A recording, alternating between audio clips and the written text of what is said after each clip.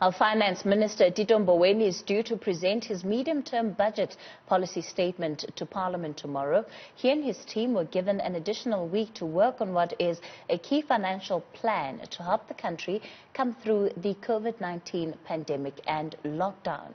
Now, additional social grants were brought in during this period to help ease the burden on the country's most vulnerable, and it seems most of the country continues to be in favor of the move to grant more support to those who receive grants. Professor Karine Runciman is an associate professor at the Center for Social Change at the University of Johannesburg. She joins me now. Prof, I think let's just begin with the survey that you've conducted, asking ordinary South Africans the extent to which the grants should stay intact. Yes, we presented 13 policy proposals in our survey, and we asked people to rate which of those they were most in favour of.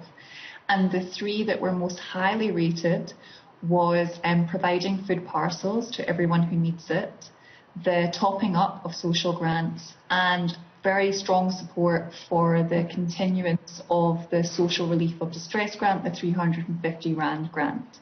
So there's very, very strong public support, nearly 70% on those three policy proposals. So I think this sends a very strong message about the kinds of interventions that people may be looking for from this midterm budget. I suppose the findings are not necessarily a surprise, because people have really been affected by the impact of COVID-19 rather, and even their own livelihoods have come under threat. Absolutely. What we also see from the survey is 8 in 10 adults reporting difficulty in meeting their expenses, and 4 in 10 adults going to bed hungry. But what is interesting about this high level of support for these policy propositions is that it's not confined to those who have been hardest hit. We see strong support across income brackets, across race, across gender, so it demonstrates that there's really overwhelming support, regardless of your own personal position, for interventions that are going to assist the most vulnerable in society. Part of what you also found was that 8 in 10 adults are saying that they're struggling paying their bills. Was that just overwhelmingly across the board? So it is concentrated within particular sections, so sections that have lower incomes, but we do also find people saying they're struggling to pay their expenses in the higher income brackets. What's also interesting about the survey findings is this has been an ongoing survey since April.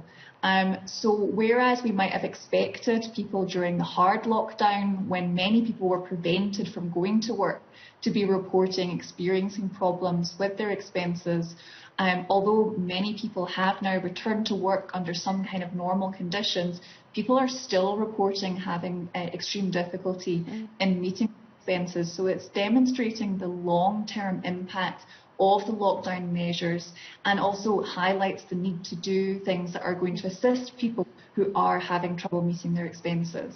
Is there any way of reading what the cost of not having this additional support might be, especially for those who would need it?